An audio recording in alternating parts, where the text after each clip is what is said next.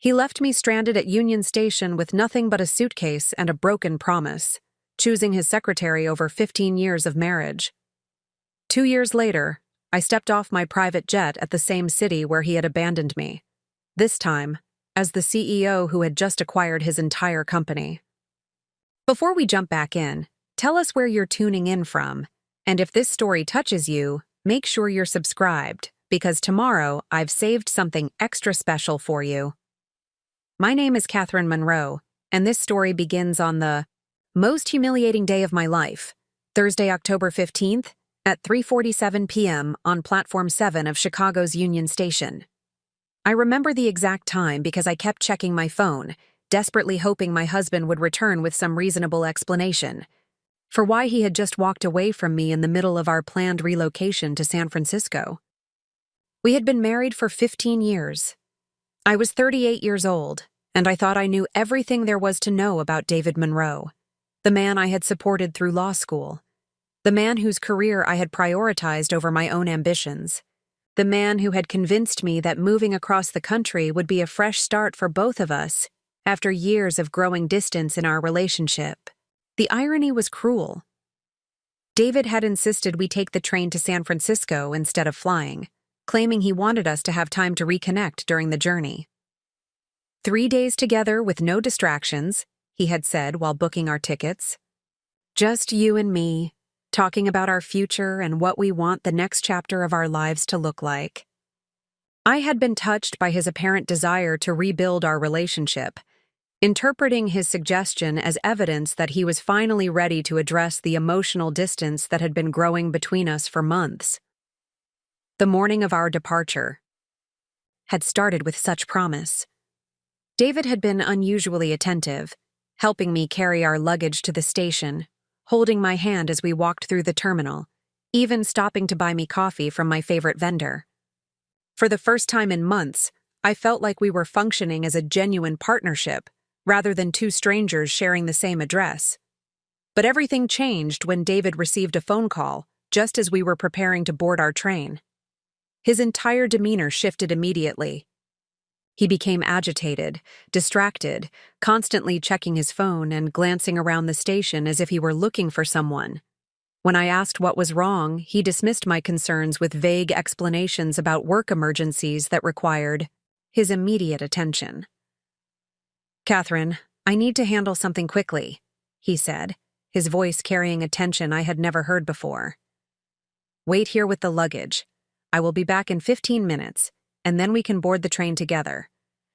He kissed my forehead in a way that felt more like goodbye than temporary separation, but I attributed my unease to the stress of moving and the general anxiety that major life changes inevitably create. I waited on Platform 7 for 3 hours. During the first hour, I remained optimistic, assuming David was dealing with some complex legal matter that required more time than he had anticipated. During the second hour, I began calling his phone repeatedly, receiving no responses and growing increasingly concerned about missing our train departure. During the third hour, I realized that something was fundamentally wrong with our situation. The train to San Francisco departed at 6:15 p.m. without us. I watched from the platform as other couples boarded together, as families settled into their compartments, as people began the journeys they had planned and anticipated.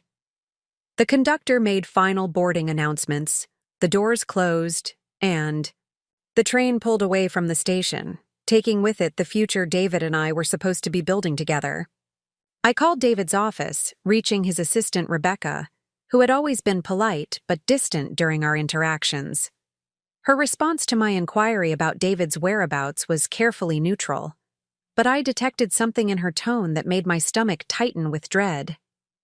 "Mr. Monroe mentioned he had some personal matters to attend to today," she said.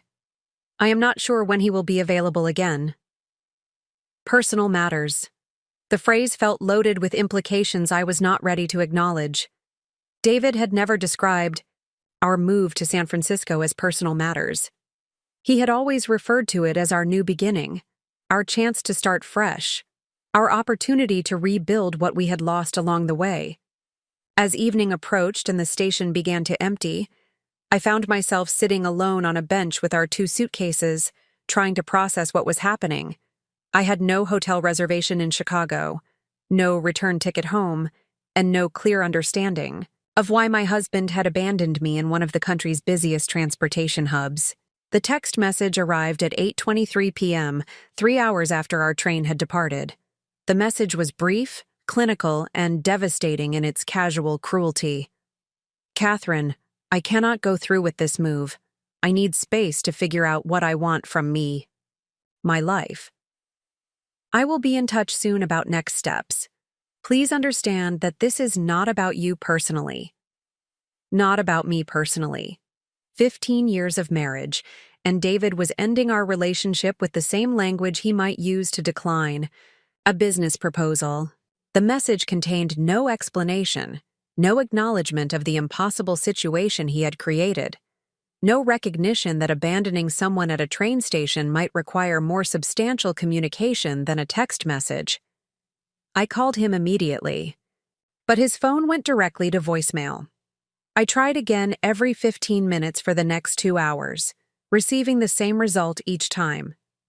It became clear that David was not going to answer my calls, not going to provide explanations, and not going to offer any assistance in resolving the practical problems his abandonment had created. The reality of my situation began to crystallize as the station continued to empty around me.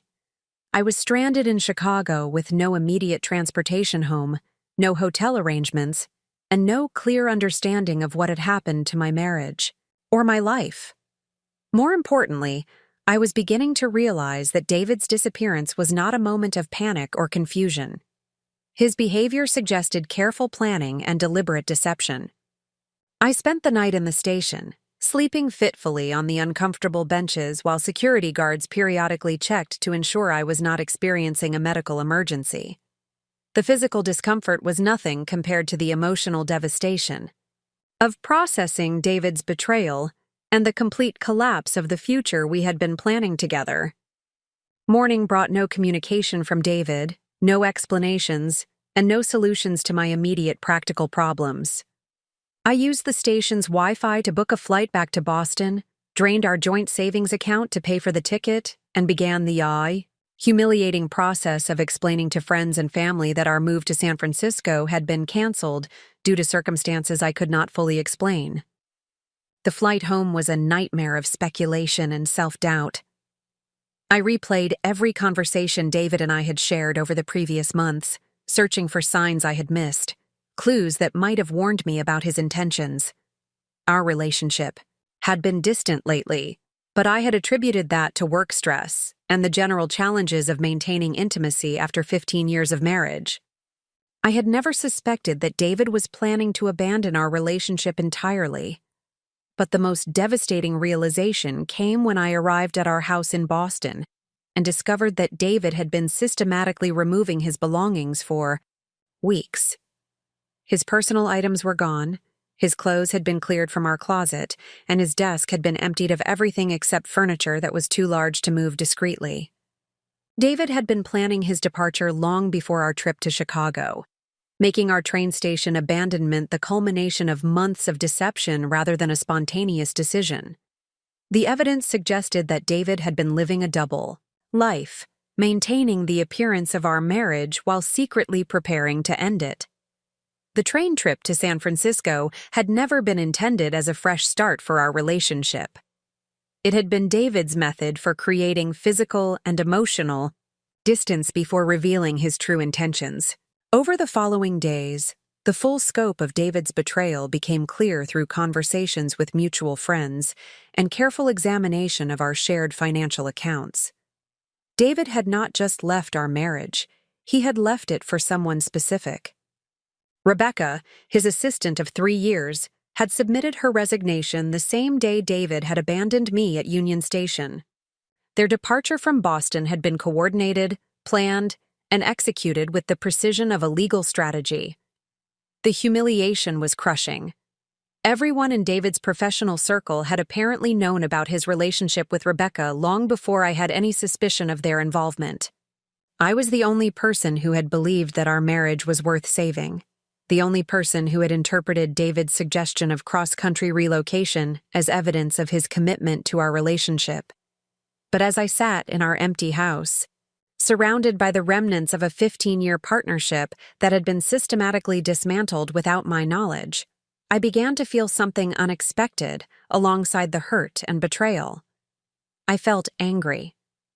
Not just hurt or confused, but genuinely furious at the calculated cruelty of David's deception and the patronizing dismissiveness of his abandonment strategy. David had treated me like an obstacle to be managed rather than a partner deserving of honesty and respect. He had planned his escape from our marriage with the same methodical approach he applied to complex legal cases, viewing my emotional devastation as an acceptable cost of achieving his desired outcome. But David had made a critical miscalculation in his strategy. He had assumed that I would be too devastated and dependent to recover from his abandonment, too emotionally destroyed to rebuild my life independently. He had positioned himself as the primary breadwinner in our relationship for so long that he believed I lacked the capability to succeed without his financial support and professional connections. What David did not understand was that his systematic undermining of my confidence and independence had actually been preparing me for exactly this situation.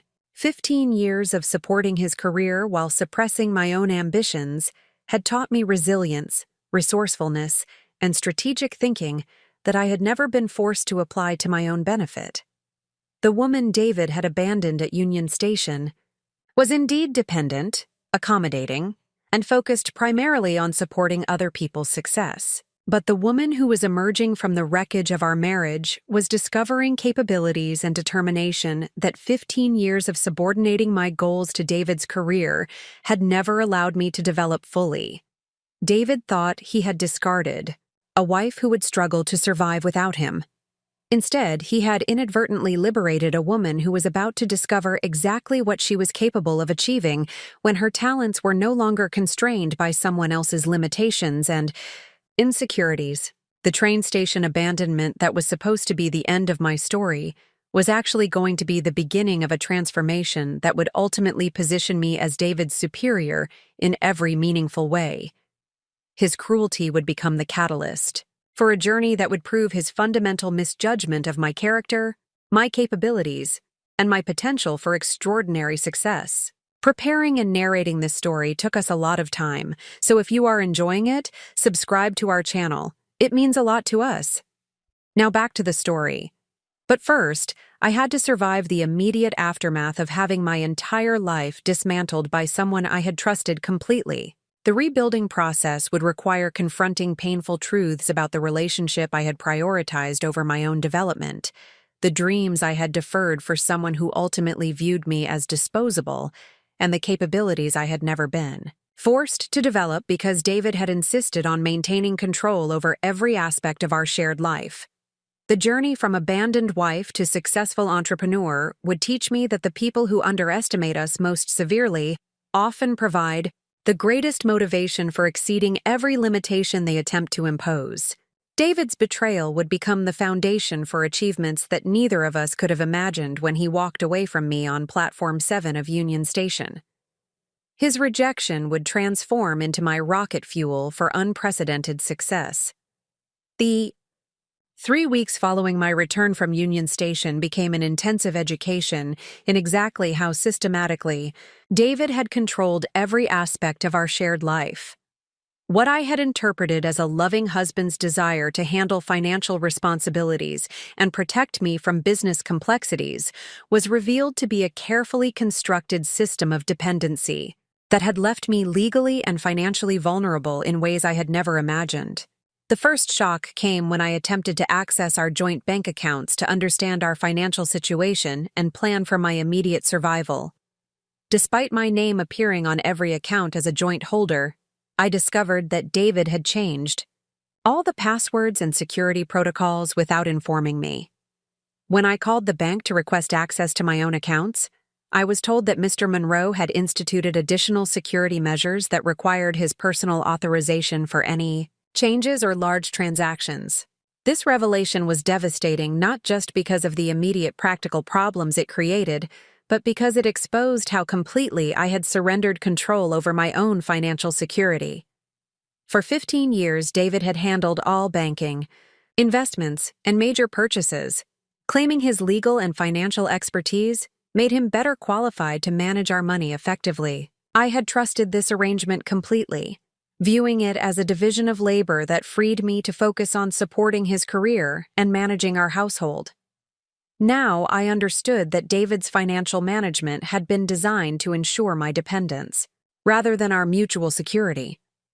Every account was structured to give him ultimate authority over our shared resources, while my access was contingent on his cooperation and approval. In the event of separation or divorce, I would have no independent access to money I had contributed to earning over 15 years of marriage. The second devastating discovery involved our house, the home I had helped purchase, maintain, and improve throughout our marriage. When I contacted our mortgage company to understand our payment status and my ownership rights, I learned that David had refinanced our property 6 months earlier without my knowledge or signature. The new mortgage. Documents listed him as the sole borrower and primary owner, despite my name appearing on the original deed. The mortgage representative explained that David had provided documentation, suggesting I was incapacitated and unable to participate in the refinancing process due to health issues that required his management of our financial affairs. This was completely fabricated, but David's legal expertise had apparently enabled him to navigate the refinancing process in ways that removed my ownership stake while maintaining the appearance of legitimate transactions. The implications were staggering. The house I had considered our shared home and primary asset was now legally David's property, purchased with what I had believed was our mutual investment, but now controlled entirely by him. If he chose to sell the property or force my removal, I would have no legal recourse because the recent refinancing had eliminated my ownership rights. The third shock involved our credit cards and financial accounts that I had been using routinely for household expenses and personal purchases. Every card was registered in David's name with me listed as an authorized user rather than a joint account holder. This meant that David could cancel my access to these resources at any time without notice, leaving me without the ability to pay for necessities or handle emergency expenses. This discovery was particularly humiliating because it revealed how completely I had misunderstood the nature of our financial partnership. I had been operating under the assumption that we shared equal access to resources we had both contributed to building. Instead, I had been functioning as David's dependent, authorized to spend money that belonged entirely to him and subject to his discretion regarding my continued access to these funds. The pattern that emerged from these discoveries was clear and devastating. David had been systematically restructuring our financial relationship over the past year to ensure that I would be left with minimal resources and legal protections in the event of our separation. His planning for our divorce had been meticulous and strategic, designed to leave me as vulnerable as possible while preserving his own wealth and security. But the most crushing revelation came when I contacted David's law firm to understand his professional situation and determine whether our separation would affect his income or career prospects. His assistant Rebecca had already submitted her resignation, confirming the personal relationship I had suspected, but the conversation with David's managing partner revealed information that fundamentally changed my understanding of our marriage. David had been promoted to senior partner 6 months earlier, a career advancement that represented a significant increase in his earning potential and professional status. This promotion had been the culmination of years of professional development that I had supported through my management of our household, my facilitation of his networking opportunities, and my sacrifice of my own career ambitions to ensure he could focus entirely on his legal practice. The promotion had also triggered a substantial signing bonus and equity stake in the firm that I had never been informed about. David's new compensation package was worth considerably more than our previous combined income, But because the advancement had occurred after he had begun restructuring our financial arrangements, I would have no legal claim to these increased assets in divorce proceedings. The managing partner's casual mention of David's recent success revealed that everyone in his professional circle was aware of his improved circumstances and his new relationship with Rebecca. They had apparently been planning their departure from Boston together for months, using David's promotion and increased income to fund their relocation to San Francisco, where Rebecca had secured a position with a prestigious firm, and David had arranged a lateral partnership opportunity. This meant that David's suggestion of our joint move to San Francisco had never been intended as a fresh start for our marriage. He had been planning to relocate there with Rebecca all along, using our supposed relationship reconciliation as cover for his actual plans with his mistress. The train trip that I had interpreted as David's commitment to rebuilding our relationship had actually been his method for physically removing me from Boston before revealing his true intentions. The cruelty of this deception was breathtaking. David had allowed me to believe that we were embarking on a new chapter together while he was actually planning to abandon me in Chicago and continue to San Francisco with the woman he had been secretly involved with for months. My emotional investment in our supposed reconciliation had been based on lies, manipulation, and calculated deception. But perhaps the most devastating discovery involved the promises David had made about supporting my career development after we established ourselves in San Francisco. Throughout our marriage, I had deferred my own professional ambitions to support his career advancement, accepting his repeated assurances that my sacrifices were temporary and that he would eventually reciprocate by supporting my goals once his position was more secure. David had specifically promised that our move to San Francisco would include his active support for my return to graduate school to complete the MBA. I had abandoned early in our marriage to support his law school studies. He had assured me that his increased income and professional stability would finally enable him to prioritize my career development the way I had prioritized his for 15 years. These promises had been entirely fabricated. David had never intended to support my educational or professional goals because he had never planned for me to be part of his life in San Francisco. His assurances about my future opportunities had been designed to maintain my cooperation and prevent me from questioning his increasingly controlling behavior regarding our finances and major life decisions. The psychological impact of understanding the complete scope of David's deception was almost overwhelming. Every major decision we had made together over the past year had been based on lies about his intentions, his feelings, and his commitment to our marriage. I had been living in a completely artificial reality, making choices based on David's manipulation rather than genuine information about our relationship or our future. The practical implications were equally devastating. At 38 years old, I found myself without independent income, without substantial assets, without recent professional experience, and without the educational credentials necessary to compete effectively in the current job market. David's systematic control of our finances had left me in a position where I would struggle to achieve basic self-sufficiency, let alone rebuild the career I had sacrificed to support his success. But as I sat in the house that was no longer legally mine, processing the complete collapse of everything I had believed about my life and my marriage, I began to understand something crucial about the situation David had created. His elaborate deception had required extensive planning, sophisticated financial manipulation, and careful coordination of multiple complex transactions over many months. The same strategic thinking and meticulous attention to detail that David had applied to dismantling our marriage demonstrated capabilities that I had been applying to support his career for 15 years. If David possessed the intelligence and determination necessary to execute such a comprehensive plan, then I possessed the same qualities because I had been the partner who had enabled his success through my own strategic thinking and careful management of our shared life. David's betrayal had been methodical and sophisticated, but it had also been short-sighted in fundamental ways. He had focused entirely on removing obstacles to his desired outcome without considering the possibility that I might possess the same capabilities he had used against me. His assumptions about my dependence and vulnerability were based on the role I had chosen to play in our marriage, not on my actual potential for independent success. The woman David had systematically positioned as his dependent had been managing complex household finances, coordinating his professional networking, and handling the logistical challenges of supporting a demanding legal career for 15 years. These responsibilities had required exactly the same skills that successful entrepreneurs and business executives use to build and manage organizations.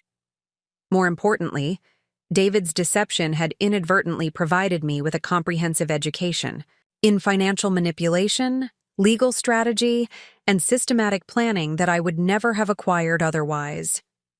By observing his methods for restructuring our financial arrangements and coordinating his escape from our marriage, I had learned techniques for strategic thinking and long-term planning that would be invaluable for building my own independent success.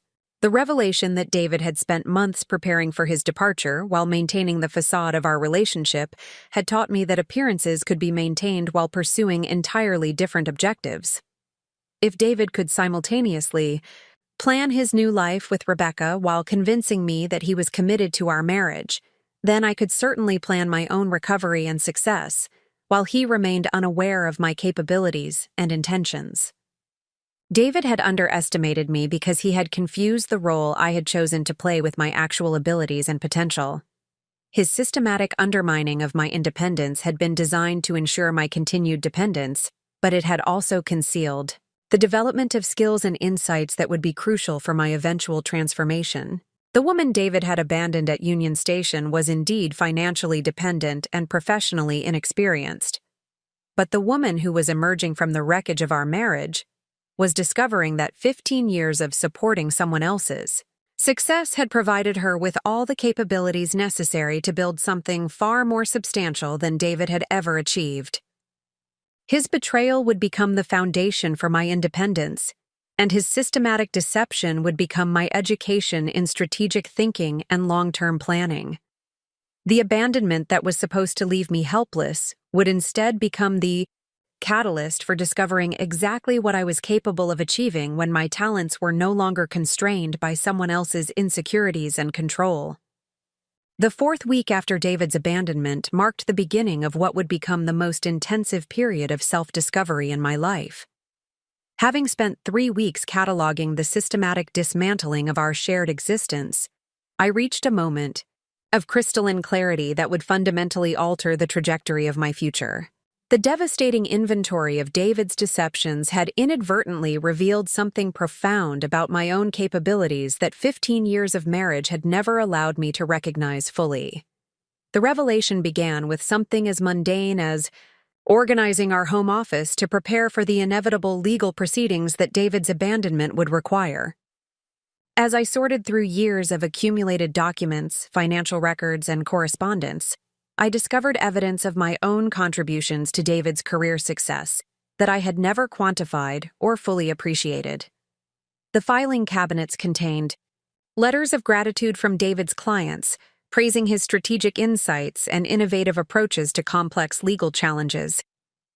Reading these testimonials with fresh perspective, I began to recognize that many of the strategic insights and innovative approaches these clients attributed to David had actually originated from conversations we had shared about his cases. Throughout our marriage, David had routinely discussed his professional challenges with me, seeking my perspective on client relationships, case strategies, and business development opportunities. I had viewed these conversations as supportive dialogue between spouses, not realizing that my contributions were being integrated into David's professional practice. The pattern became undeniable as I reviewed more correspondence. Clients consistently praised David for his exceptional ability to understand their business perspectives, his innovative approaches to contract negotiations, and his strategic thinking about long-term relationship management. These were precisely the areas where I had provided extensive input during our evening discussions about his caseload and client concerns. More significantly, I discovered drafts of presentations and strategic documents in David's handwriting that clearly showed my editorial contributions and conceptual refinements, my suggestions for restructuring arguments, my insights about client psychology, and my recommendations for communication strategies had been incorporated throughout David's most successful professional projects. The career advancement that had enabled David to plan his elaborate departure from our marriage had been built substantially on intellectual contributions that I had provided without recognition or compensation. This discovery was initially devastating because it confirmed that David had been appropriating my ideas while positioning me as merely a supportive spouse rather than a collaborative partner. But as I continued reviewing the evidence of my contributions to his success, I began to understand something revolutionary about my own capabilities. The strategic thinking, analytical problem-solving, and innovative approaches that had elevated David's career were skills that I possessed independently and could apply to my own professional development. The realization that I had been functioning as an uncredited business consultant for one of Boston's most successful attorneys fundamentally changed my understanding of my own professional potential. David's law practice had grown substantially during our marriage, developing a reputation for sophisticated client service and strategic legal counsel that had attracted some of the region's most prestigious corporate clients. If my contributions had been instrumental in building that reputation, then I possessed consulting capabilities that could be valuable to other organizations facing similar strategic challenges. But the most transformative discovery involved a box of documents that David had apparently overlooked during his systematic removal of personal items from our house. The box contained records from his law school years, including correspondence between us during the period when I had been managing both our household finances and his academic schedule while working full-time to support our basic living expenses. Reading these letters reminded me of the person I had been before marriage had redirected my ambitions toward supporting David's career. At 23, I had been managing complex logistical challenges, making strategic financial decisions under pressure, and coordinating multiple competing demands on limited resources. I had been demonstrating exactly the same capabilities that successful entrepreneurs and business executives use to build and scale organizations. The correspondence also revealed that David had been struggling academically until I began helping him develop study strategies, organize his course materials, and manage his time more effectively. His transformation from mediocre law student to top-tier graduate had coincided directly with my increased involvement in supporting his academic success.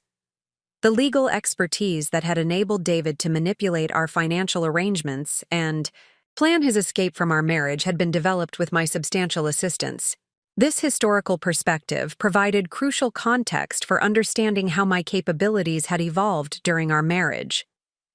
Rather than declining through years of domestic focus, my skills had actually been refined and expanded through the complex challenges of supporting David's career while managing our increasingly sophisticated household responsibilities. I had been operating as his chief of staff, strategic advisor, and operational manager, while he pursued the visible achievements that our partnership had made possible. The documentation also revealed that I had been handling our personal finances with considerable sophistication throughout our marriage. Despite David's assumption of control over major financial decisions, I had been managing our household budget, coordinating our investment contributions, and optimizing our tax strategies. For 15 years, the financial competence that I had demonstrated consistently throughout our marriage was far more advanced than I had ever recognized or received credit for. Most importantly, I discovered correspondence with my graduate school advisor from the MBA program I had abandoned early in our marriage to support David's legal education. Professor Margaret Chen had been encouraging me to continue my business studies, specifically praising my analytical capabilities and strategic thinking, in ways that suggested substantial potential for leadership roles in corporate environments. Professor Chen's letters mentioned specific projects I had completed that demonstrated exceptional understanding of organizational dynamics, market analysis, and strategic planning. She had apparently seen capabilities in my academic work that I had never fully developed because of my decision to prioritize David's career over my own educational advancement. The MBA program that I had left incomplete represented not just abandoned credentials, but abandoned development of skills that were highly valued in contemporary business environments. Reading Professor Chen's assessments of my academic potential provided a completely different framework for understanding my professional capabilities. Instead of viewing myself as someone who had sacrificed career development to support her husband's success, I could recognize that I had been applying graduate-level business skills to manage increasingly complex challenges throughout our marriage. The experience I had gained through supporting David's career was actually more comprehensive and practical than most MBA programs provided. The documents also contained information about scholarship opportunities and academic recognition that I had received during my brief time in graduate school. I had been selected for competitive programs and had received financial support that indicated exceptional academic potential. My decision to leave school had been based on immediate practical necessities, rather than lack of capability or institutional support for my success. This discovery was particularly significant because it suggested that returning to complete my MBA would be feasible despite the financial constraints that David's departure had created. The academic foundation I had established 15 years earlier, combined with the practical business experience I had gained through supporting David's career, positioned me well for completing advanced education that could open doors to professional opportunities I had never seriously considered. But the most powerful revelation came from reviewing my own writing from that period. The academic papers and business analyses I had completed during my graduate studies demonstrated sophisticated understanding of strategic thinking, organizational behavior, and market dynamics that I had forgotten I possessed. My writing was clear, analytical, and innovative in ways that suggested substantial potential for consulting, strategic planning, or business development roles. Reading my own work from 15 years earlier was like discovering a different person inside myself. The woman who had written those analyses had been confident, ambitious, and intellectually sophisticated in ways that marriage had somehow suppressed or redirected. The academic potential that Professor Chen had recognized was still present, but it had been channeled into supporting David's success rather than developing my own professional identity. The realization that I possessed advanced business education, strategic thinking capabilities, and 15 years of practical management experience fundamentally changed my understanding of the situation David's abandonment had created. Instead of viewing myself as a financially dependent spouse who would struggle to achieve self-sufficiency, I could recognize that I had the foundation necessary to build substantial professional success independently. More importantly, I began to understand that David's systematic control of our finances and his dismissive attitude toward my capabilities had been designed to prevent me from recognizing my own potential for independent success. His elaborate deception had been necessary precisely because he understood that I possessed the abilities to rebuild my life without him if I ever chose to apply my skills to my own benefit rather than his. The evidence suggested that David had been deliberately undermining my confidence and limiting my independence because he recognized that I was capable of achieving success that might challenge his position as the primary breadwinner and decision-maker in our relationship. His control had been motivated by insecurity rather than superiority, and his abandonment had been timed to occur when he believed I would be least capable of recovering effectively. But David had miscalculated the impact that discovering his deception would have on my motivation and self-understanding. Instead of crushing my confidence, his betrayal had forced me to examine my own capabilities and potential with clarity that our marriage had never allowed. The systematic undermining of my independence had actually prepared me to appreciate the full scope of skills and experience I had developed through managing the complex challenges that our partnership had required. The woman David had abandoned at Union Station had indeed been financially dependent and professionally constrained.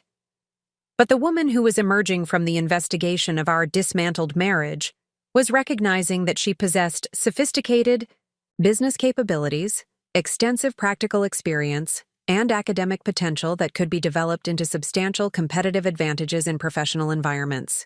David's elaborate escape plan had been designed to leave me helpless and dependent, but it had actually provided me with the motivation and clarity necessary to recognize capabilities that 15 years of marriage had obscured. His betrayal would become the catalyst for discovering exactly what I was capable of achieving when my talents were directed toward my own success rather than someone else's advancement. The 5th week following David's abandonment marked the transition from discovery to decisive action. Having spent considerable time understanding both the scope of his deception and the extent of my own capabilities, I reached the conclusion that rebuilding my life would require the same strategic thinking and systematic planning that David had applied to dismantling our marriage. The difference would be that my reconstruction efforts would be based on genuine capability development rather than elaborate deception. My first strategic decision involved addressing the immediate financial crisis that David's departure had created, while simultaneously building the foundation for long-term professional success. The combination of frozen bank accounts, uncertain housing security, and no current income required creative problem-solving that would test every capability I had discovered during my recent self-assessment. Rather than viewing these constraints as insurmountable obstacles, I began to understand them as design parameters that would force innovative solutions and efficient resource allocation. The solution I developed drew directly from the business analysis skills I had rediscovered in my graduate school work and refined through 15 years of supporting David's practice. I conducted a comprehensive assessment of my available resources, potential income sources, and strategic opportunities that paralleled the market analysis methodologies I remembered from my MBA coursework. This systematic approach revealed possibilities that emotional reactions to David's betrayal had initially obscured. My most valuable immediate asset was the house that David believed he had successfully transferred to his sole ownership through the refinancing process. However, my detailed review of the mortgage documents revealed that his manipulation of the refinancing process had been conducted in ways that violated several state regulations regarding spousal notification and consent. The legal vulnerabilities in David's property transfer created opportunities for challenging his ownership claims while establishing my right to continued residence during any legal proceedings. More importantly, the house represented substantial equity that could be leveraged for financing my educational and business development goals. The property had appreciated significantly during our marriage, and even accounting for the outstanding mortgage balance, it represented assets worth several $100,000. If I could successfully challenge David's fraudulent refinancing through legal action, I would regain access to resources sufficient for completing my MBA and launching an independent consulting practice. The second crucial asset was my relationship with Professor Margaret Chen, whose correspondence I had rediscovered among David's overlooked documents. Professor Chen had maintained her position at the business school and had actually been promoted to associate dean during the 15 years since I had left the program. Her previous encouragement of my academic potential suggested that she might be willing to support my return to complete the degree I had abandoned to support David's legal education. My outreach to Professor Chen required careful consideration of how to present my situation without appearing to be seeking sympathy rather than legitimate academic opportunity. I crafted a communication that emphasized my current interest in completing my MBA to support business consulting ambitions, rather than focusing on the personal circumstances that had motivated my return to education. The approach emphasized my professional goals and practical experience rather than the marital crisis that had created the immediate need for career development. Professor Chen's response exceeded my most optimistic expectations. She remembered my previous academic work with enthusiasm and expressed genuine interest in supporting my return to the program. More significantly, she informed me that the business school had developed new pathways for students with substantial professional experience to complete degree requirements through a combination of advanced coursework and practical project work that could be tailored to individual career objectives. The conversation with Professor Chen revealed that my 15 years of practical experience managing complex household and business responsibilities would qualify me for academic credit. Toward my degree completion, the strategic thinking, financial management, and organizational skills I had developed through supporting David's career could be documented and evaluated as equivalent to traditional business coursework. This recognition meant that I could potentially complete my MBA in significantly less time than a conventional program would require. More importantly, Professor Chen mentioned that the business school had recently received grants to support women returning to complete interrupted education, particularly those who had left programs to support family responsibilities. These funding opportunities could potentially cover not only my tuition costs, but also provide living stipends during my studies. The financial support would address the immediate crisis David's departure had created while enabling me to build credentials for long-term professional success. The third strategic opportunity involved leveraging the insights I had gained about David's practice to develop my own consulting expertise. My extensive knowledge of his client relationships, business development strategies, and operational challenges provided a comprehensive understanding of the legal services market that few business consultants possessed. Rather than viewing my insider knowledge as merely personal information about my former husband's career, I could recognize it as valuable market intelligence about an industry with substantial consulting needs. The legal services industry was undergoing significant transformation due to technological disruption, changing client expectations, and increased competition from alternative service providers. Traditional law firms were struggling to adapt their operational models to address these market pressures while maintaining profitability and client satisfaction. The strategic challenges that David's firm and their competitors were facing represented substantial opportunities for consultants who understood both legal practice dynamics and modern business methodologies. My unique perspective as someone who had supported a successful legal career while maintaining outside business education positioned me to offer consulting services that addressed the intersection between legal expertise and business strategy. Law firms needed guidance on operational efficiency, client relationship management, and strategic positioning that traditional legal education did not provide. My combination of practical experience and business education could be valuable for organizations seeking to modernize their practices without sacrificing professional excellence. The fourth strategic element involved developing the specific expertise and credentials that would differentiate my consulting services from established competitors. The market analysis I conducted revealed that most business consultants working with legal firms lacked deep understanding of legal practice dynamics, while most legal professionals lacked sophisticated business training. My combination of extensive legal practice exposure and advanced business education could create competitive advantages that neither group possessed independently. The specialization I chose to develop focused on organizational transformation for professional services firms transitioning from traditional partnership models to more scalable business structures.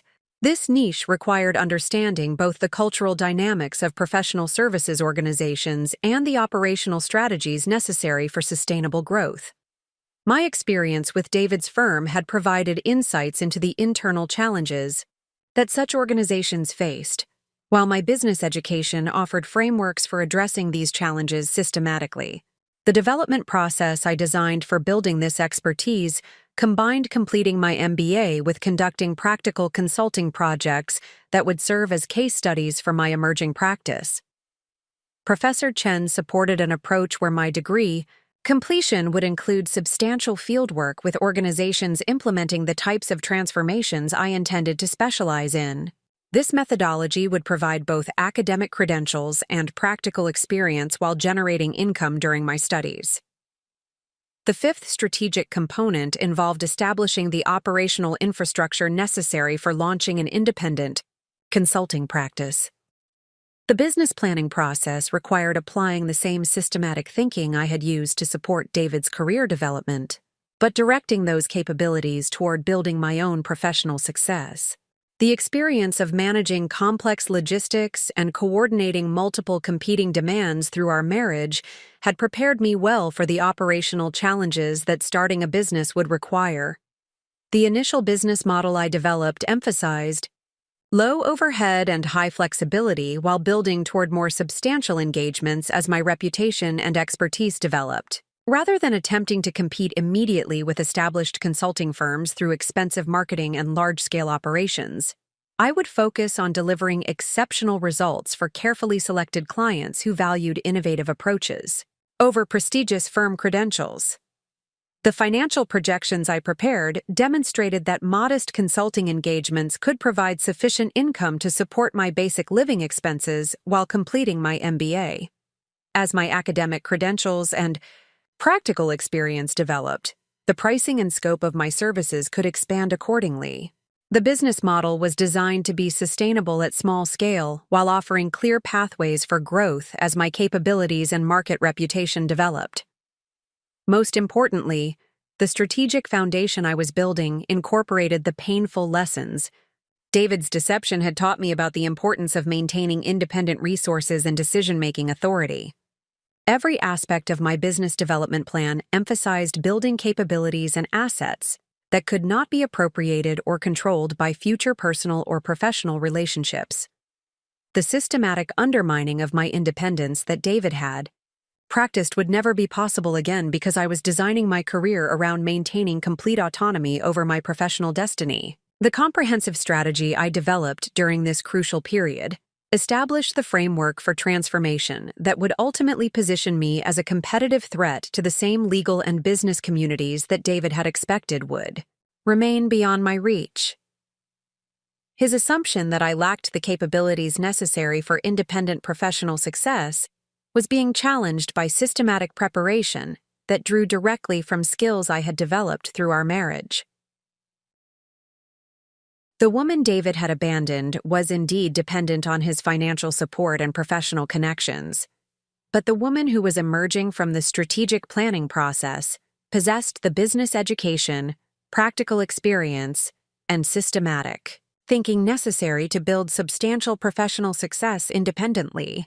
His betrayal had provided the motivation for applying capabilities to my own benefit that had previously been directed toward supporting his career advancement. The foundation I was establishing would support not only my immediate survival, but also my long-term success in building a consulting practice that could compete effectively with the most established firms in the market. David's elaborate deception had inadvertently provided me with the strategic thinking skills and detailed market knowledge necessary to challenge his assumptions about my potential for independent achievement. The transformation from strategic planning to active implementation began during my 7th week of independence, when Professor Chen introduced me to an opportunity that would serve as both my first consulting engagement and a practical laboratory for testing the business methodologies I had been developing. The challenge came from Hartwell Associates, a mid-sized Boston law firm experiencing the exact type of organizational transformation difficulties that I had identified as my consulting specialization. Hartwell Associates had been founded 30 years earlier as a traditional partnership focused on corporate law and commercial litigation. The firm had achieved considerable success through conventional approaches to legal practice, building a reputation for thorough case preparation, and conservative strategic thinking that appealed to established business clients seeking predictable outcomes. However, the legal services market had evolved significantly over the previous decade, creating competitive pressures that their traditional operational model was not equipped to address effectively. The specific challenge that brought Hartwell Associates to Professor Chen's attention involved their struggle to attract and retain younger attorneys who possessed the technological sophistication and innovative thinking necessary for competing in contemporary legal markets. The firm's senior partners recognized that their established approaches to practice management, client development, and fee structures were becoming obstacles to growth rather than sources of competitive advantage. The generational divide within the firm had created operational inefficiencies that were affecting both employee satisfaction and client service quality. Senior partners remained committed to traditional billable hour models and hierarchical decision-making processes that younger associates found constraining and professionally limiting. Meanwhile, the associates possessed technical capabilities and market insights that the firm needed for modernization, but lacked the authority to implement meaningful changes to established practices. Professor Chen had recommended my services to Hartwell Associates as someone who possessed both business strategy expertise and deep understanding of legal practice dynamics. The introduction emphasized my academic background and practical experience while presenting my recent return to complete my MBA as evidence of current commitment to professional development rather than as a gap in credentials requiring explanation.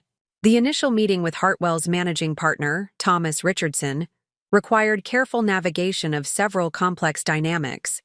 I needed to establish credibility as a business consultant while avoiding detailed discussion of the personal circumstances that had motivated my career transition.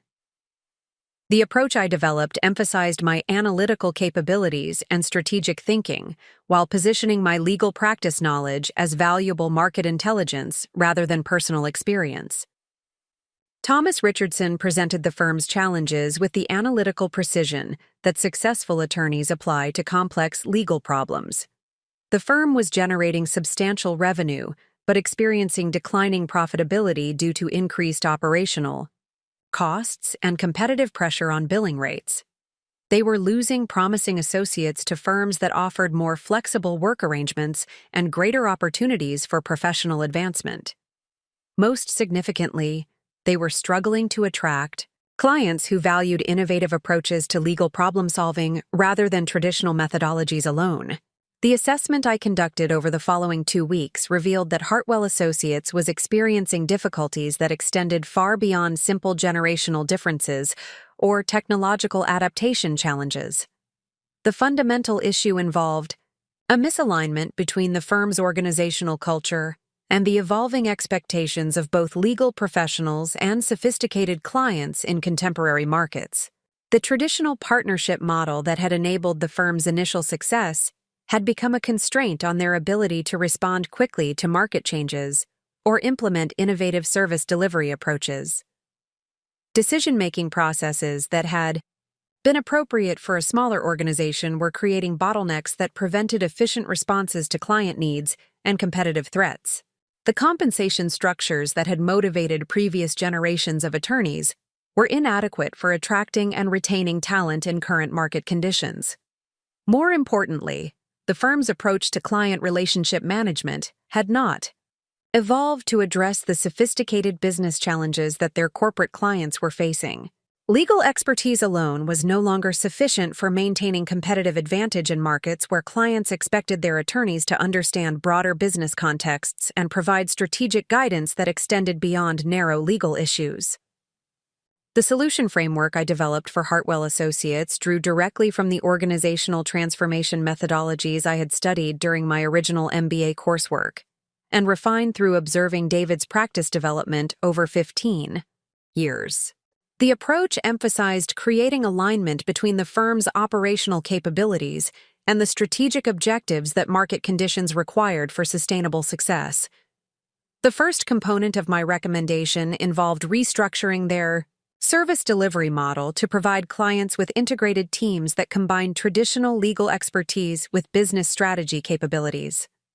Rather than operating as a collection of individual practitioners who happen to share office space, the firm would function as a collaborative organization where different expertise areas supported comprehensive client solutions.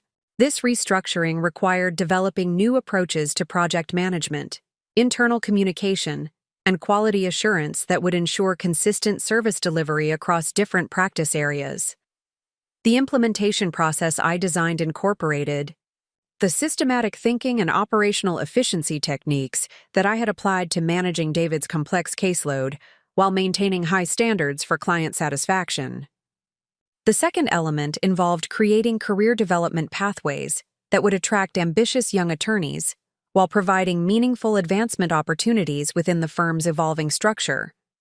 Rather than maintaining rigid hierarchical promotion processes, the firm would implement merit-based advancement criteria that recognized both technical excellence and business development contributions. The new compensation model I proposed included performance incentives that encouraged collaborative behavior and client success, rather than simply rewarding individual billable hour generation. The approach emphasized shared accountability for firm success while providing clear connections between individual contributions and financial rewards. The third component addressed the technological modernization that was essential for competing effectively in contemporary legal markets.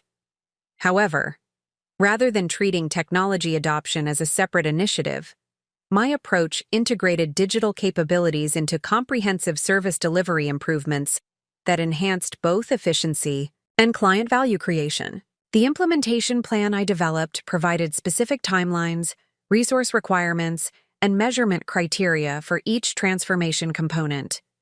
The methodology emphasized achieving quick wins that would demonstrate progress while building momentum for more substantial changes that would require longer-term commitment and investment. The presentation I delivered to Hartwell's partnership meeting represented my first professional speaking engagement in 15 years, and the initial test of whether my consulting capabilities could create genuine value for sophisticated clients.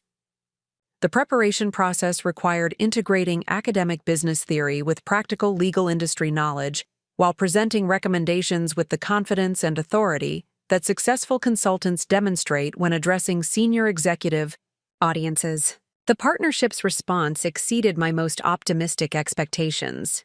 The analysis I had conducted revealed problems that they had recognized but been unable to articulate clearly, while the solutions I proposed provided actionable approaches to challenges that had seemed intractable under their previous analytical frameworks. Most importantly, the recommendations addressed their immediate operational concerns while establishing foundations for sustainable competitive advantage in evolving market conditions. Thomas Richardson's feedback after the presentation provided crucial validation of my consulting approach and market positioning. He specifically praised my ability to understand both the business challenges that law firms faced and the professional culture considerations that would affect implementation success. The combination of analytical rigor and practical feasibility in my recommendations distinguished my work from other consulting services they had previously considered. The contract that Hartwell Associates offered for implementing my recommendations provided sufficient compensation to address my immediate financial needs while generating the case study evidence necessary for developing my consulting practice.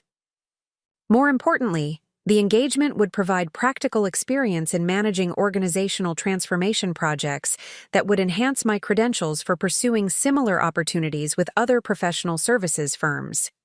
The 3-month implementation process became an intensive education in translating strategic insights into operational improvements while managing the complex human dynamics that organizational change inevitably creates.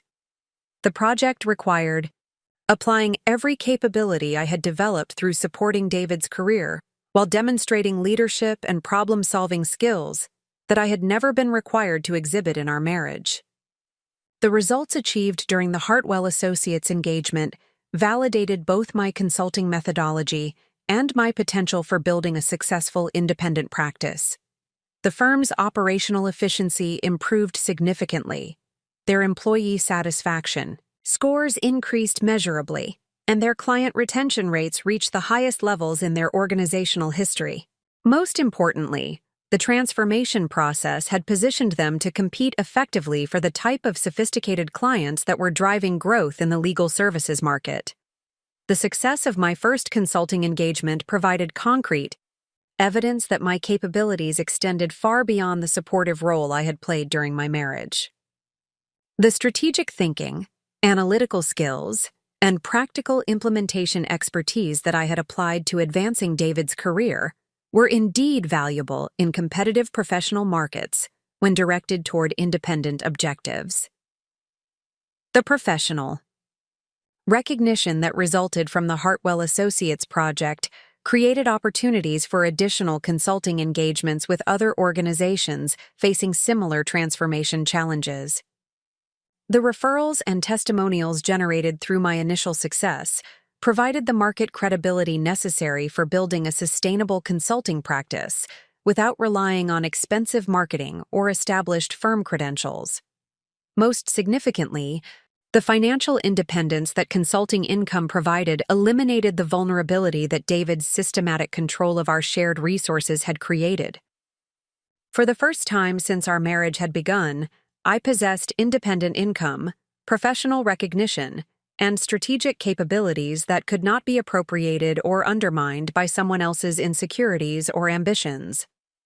The woman David had abandoned at Union Station had indeed been financially dependent and professionally inexperienced.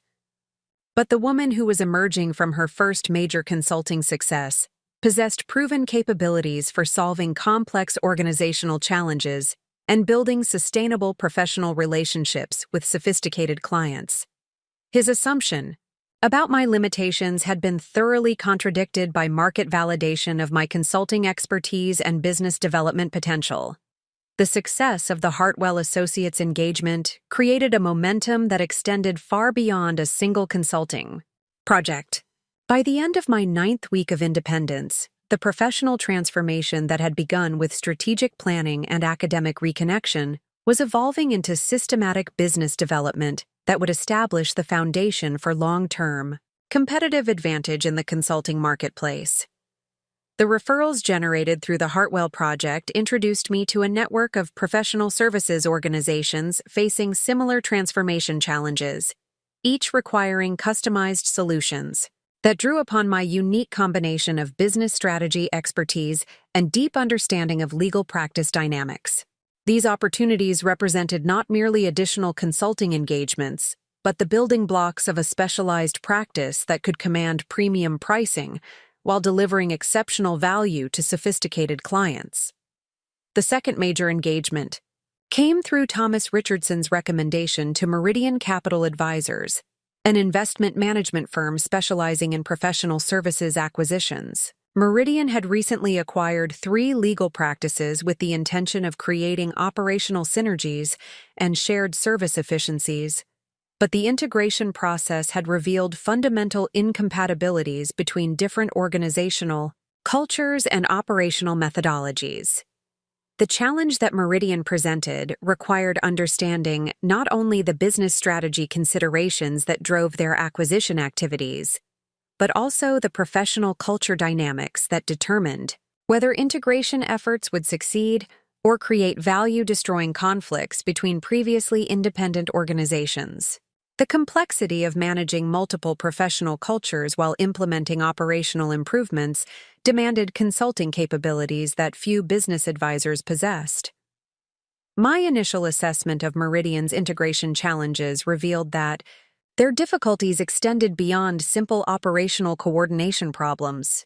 The legal practices they had acquired had developed distinct approaches to client service, case management, and professional development that reflected different market positioning strategies and competitive advantages.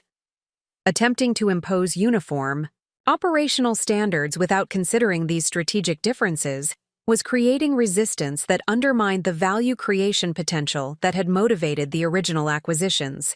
The solution framework I developed for Meridian emphasized preserving the strategic advantages that had made each practice valuable acquisition targets, while creating operational efficiencies that enhanced rather than constrained their competitive capabilities. Rather than implementing standardized processes across all acquired practices, my approach focused on identifying best practices within each organization that could be adapted and shared selectively to improve overall performance. The methodology I designed required conducting detailed organizational assessments of each practice to understand their competitive positioning, operational strengths, and cultural characteristics.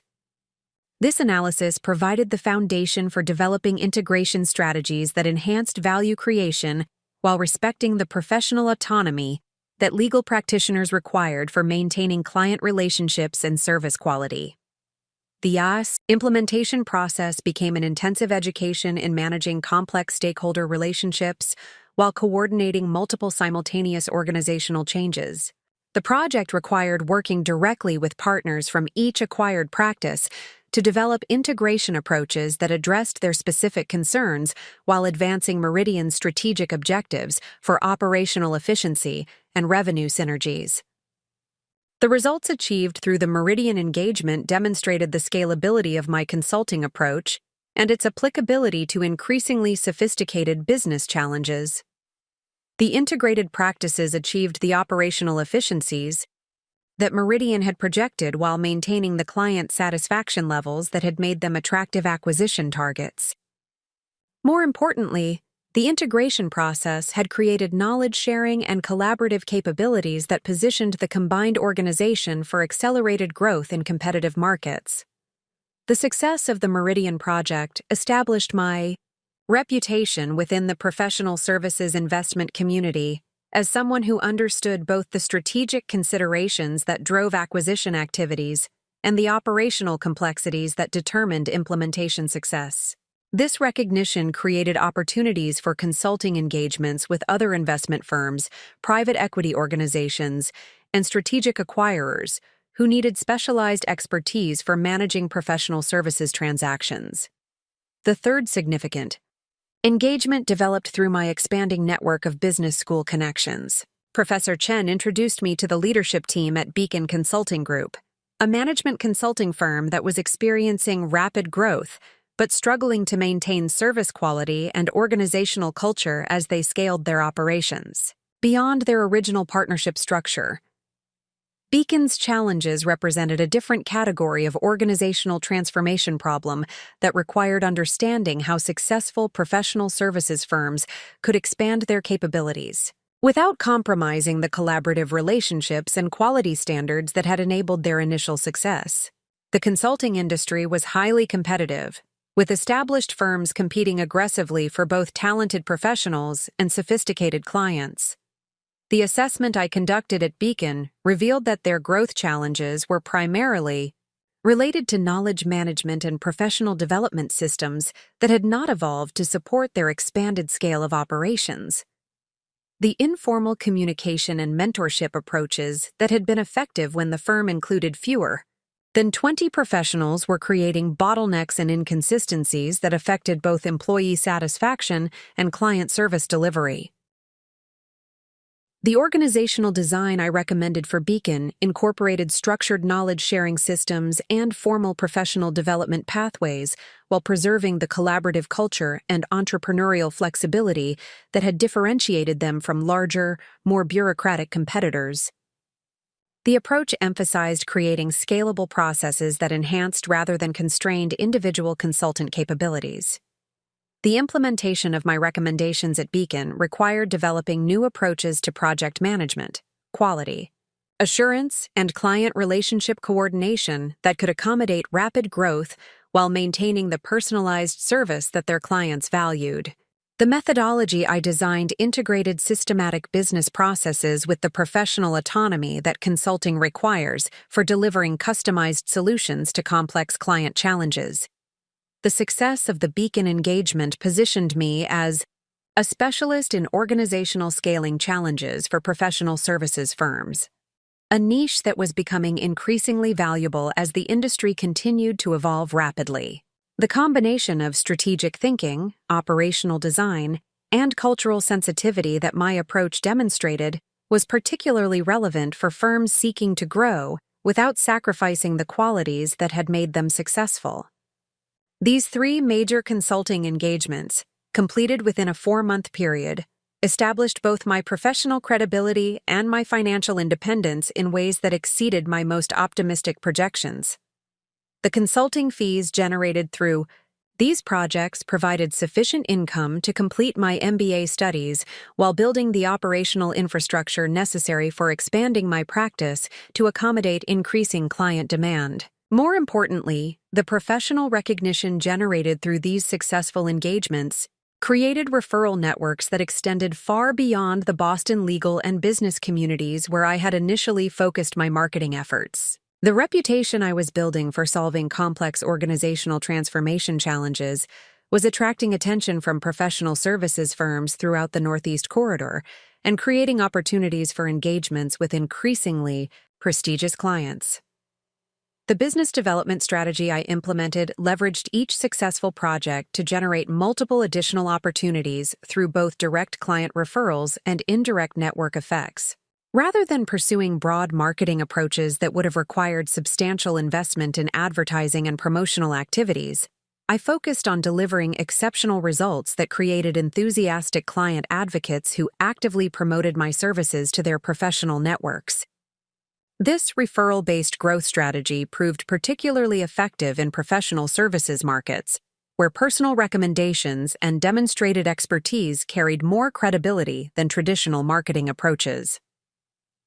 The consulting engagements I was securing through referrals were typically larger in scope and higher in value than projects that resulted from competitive bidding processes, reflecting the confidence that referral sources had in my capabilities. The financial success of my consulting practice enabled me to make strategic investments in professional development and business infrastructure that would support continued growth and competitive positioning. I completed my MBA degree with distinction while maintaining full client commitments, demonstrating the time management and multitasking capabilities that sophisticated clients valued in their consulting relationships. The academic credentials that my degree completion provided enhanced my credibility when pursuing engagements with larger organizations and more complex transformation challenges. The combination of advanced business education, proven consulting success, and specialized expertise in professional services transformation created a unique market position that differentiated my practice from both generalist management consultants and industry specialists who lacked comparable academic credentials. The professional network I had developed through successful client engagements also provided access to strategic partnership opportunities with other specialized consultants whose capabilities complemented my own expertise. These collaborative relationships enabled me to pursue larger engagements that required multidisciplinary teams while maintaining the personalized service and strategic focus that had become the hallmark of my consulting approach. The transformation that had begun with David's abandonment at Union Station had evolved into a sophisticated professional practice that was generating substantial income, building valuable business relationships, and creating opportunities for continued growth in competitive markets. The capabilities that David had systematically undermined during our marriage were now being recognized and compensated by some of the most successful organizations in professional services industries. The woman who had been stranded at the train station with no independent resources or professional prospects was now operating a thriving consulting practice that competed successfully with established firms for prestigious engagements. The strategic thinking, analytical capabilities, and operational expertise that David had appropriated for his own career advancement were being applied to building something far more substantial and sustainable than anything he had achieved independently. The completion of my MBA degree coincided with an unexpected opportunity that would fundamentally expand the scope and recognition of my consulting practice. 6 months after David's abandonment, I received an invitation to present my research on professional services transformation at the Northeast Business Strategy Conference, one of the most prestigious academic and professional gatherings in the region. This invitation represented not merely an opportunity to share my consulting insights, but the potential for establishing thought leadership that could transform my practice from a successful regional consultancy into a nationally recognized expertise center. The research presentation I had prepared drew upon the case studies and analytical frameworks I had developed through my recent client engagements, while incorporating the advanced theoretical perspectives I had gained through completing my MBA program. The academic rigor of my analysis, combined with the practical results I had achieved through consulting implementations, created a unique perspective on organizational transformation challenges that few other practitioners could offer. The conference presentation required distilling complex organizational transformation methodologies into accessible insights that would be valuable for both academic researchers and practicing business executives. The preparation process demanded the same systematic thinking and strategic communication skills I had applied to client consulting engagements. but on a platform that would reach influential audiences throughout the professional services industry. The title of my presentation, Cultural Integration Strategies for Professional Services Acquisitions, Beyond Operational Efficiency, reflected the specialized expertise I had developed through working with organizations like Meridian Capital Advisors. The research examined how acquisition success in professional services required understanding and preserving the cultural elements that created competitive advantage, rather than simply implementing standardized operational procedures across acquired organizations. The audience for my presentation included senior executives from major consulting firms, investment professionals specializing in professional services transactions, and academic researchers studying organizational behavior in knowledge-intensive industries. The diversity of perspectives represented in the audience created both opportunities for networking and challenges for communicating insights that would be relevant across different professional contexts. The reception of my presentation exceeded every expectation I had developed about the potential impact of academic conference participation. The analytical framework I presented for managing cultural integration during professional services acquisitions generated substantial interest from both academic researchers and practicing executives who were struggling with similar challenges in their own organizations. The question and discussion period following my presentation revealed that the transformation challenges I had addressed through my consulting work were representative of broader industry trends affecting professional services firms throughout North America. The methodologies I had developed for specific client engagements had applications for a much larger market of organizations facing similar strategic and operational challenges.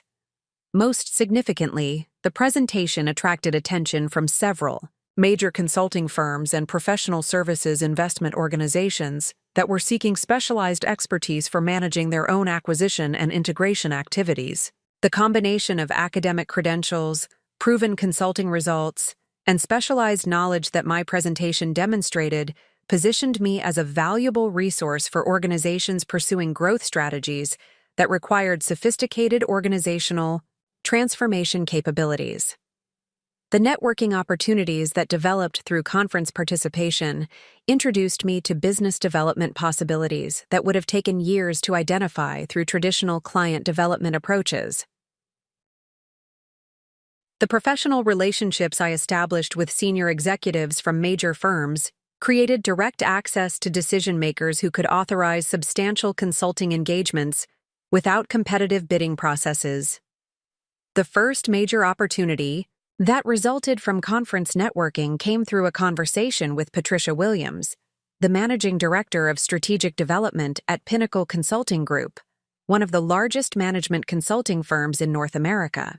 Pinnacle was planning a series of acquisitions in specialized consulting niches and needed expertise for managing the integration processes that would determine whether these investments created value or destroyed the competitive advantages that had made the acquired firms attractive targets. The scope of the engagement that Patricia proposed would require developing comprehensive integration frameworks for multiple simultaneous acquisitions, each involving different organizational cultures and market positioning strategies. The complexity of managing parallel integration processes while maintaining service quality and client relationships represented a consulting challenge that few practitioners possessed the expertise to address effectively. The contract that Pinnacle offered represented a substantial increase in both the scale and compensation of my consulting engagements. The 6-month project would provide sufficient revenue to expand my practice infrastructure while establishing relationships with senior executives at one of the most influential firms in the consulting industry. The success of this engagement could position my practice for pursuing similar opportunities with other major consulting organizations. The implementation process for the Pinnacle engagement required developing organizational assessment methodologies that could be applied consistently across different acquired firms while accommodating the unique characteristics that made each organization valuable. The approach I designed emphasized identifying and preserving competitive advantages while creating operational synergies that enhanced rather than constrained performance capabilities. The project also required establishing communication protocols and change management processes that would maintain stakeholder confidence throughout integration activities that inevitably created uncertainty about future organizational structures and professional opportunities. The methodology I developed balanced transparency about integration objectives with sensitivity to the professional concerns that could undermine cooperation if not addressed appropriately. The results achieved through the Pinnacle engagement validated both the scalability of my consulting methodologies and their applicability to the most sophisticated organizational challenges in professional services markets. The acquired firms maintained their competitive performance while achieving the operational efficiencies that Pinnacle required for justifying their investment decisions. The integration process had created knowledge sharing and collaborative capabilities that positioned the combined organizations for accelerated growth in competitive markets. The success of the Pinnacle project generated recognition within the broader consulting industry that established my practice as a specialized resource for organizations pursuing acquisition-based growth strategies. The case studies and testimonials resulting from this engagement provided marketing materials that demonstrated my capabilities for managing the most complex transformation challenges that professional services firms encountered. The professional recognition that resulted from the Pinnacle engagement created opportunities for consulting relationships with other major firms that were pursuing similar growth strategies. The referrals and direct inquiries that followed my conference presentation and successful project completion represented more business development potential than my practice could accommodate without substantial expansion of operational capabilities. The strategic decision I faced involved determining how to scale my consulting practice to accommodate increasing demand while maintaining the personalized service quality and innovative approaches that had differentiated my work from larger, more established competitors. The growth opportunities that were developing required careful consideration of business model alternatives that would support expansion without compromising the competitive advantages that had enabled my initial success. The solution I developed involved creating a hybrid organizational structure that combined direct consulting delivery for the most complex and strategic engagements with collaborative partnerships for projects that required broader implementation capabilities. This approach allowed me to maintain personal involvement in the strategic aspects of client relationships, while leveraging partnerships to provide comprehensive service delivery for larger-scale implementations. The partnership strategy I implemented focused on identifying specialized consultants whose capabilities complemented my own expertise while sharing similar commitments to client success and innovative problem-solving approaches. Rather than competing with established firms through traditional expansion strategies, I built collaborative networks that could deliver comprehensive solutions while maintaining the flexibility and responsiveness that sophisticated clients valued. The business model that emerged from this strategic evolution positioned my practice as a boutique consulting organization that could compete effectively with much larger firms for prestigious engagements while maintaining the personalized relationships and customized approaches that were difficult for larger organizations to provide consistently. The combination of specialized expertise, proven results, and collaborative delivery capabilities created unique value propositions that commanded premium pricing in competitive markets. The financial success that resulted from these strategic developments provided the resources necessary for continued investment in professional development and business infrastructure that would support sustained competitive advantage. The consulting fees generated through major engagements with organizations like Pinnacle enabled me to make strategic investments in research capabilities, technology platforms, and professional networks that enhanced my ability to deliver exceptional value to increasingly sophisticated clients. The professional transformation that had begun with David's abandonment at Union Station had evolved into a consulting practice that was generating substantial recognition within one of the most competitive and sophisticated industries in the business world.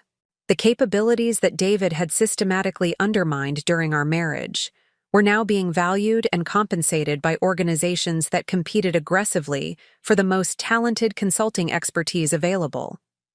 The woman who had been stranded at the train station with no professional prospects was now recognized as a thought leader, whose insights were sought by senior executives at major consulting firms and professional services organizations. The strategic thinking and analytical capabilities that David had appropriated for his own career advancement were being applied to building something far more substantial and influential than anything he had achieved through his legal practice. The success of my engagement with Pinnacle Consulting Group created ripple effects that extended far beyond the immediate consulting relationship, establishing connections that would fundamentally transform the scale and geographic reach of my professional practice. 8 months after David's abandonment, I received an inquiry that would challenge everything I understood about the potential scope of consulting opportunities and my own capabilities for managing complex international business relationships.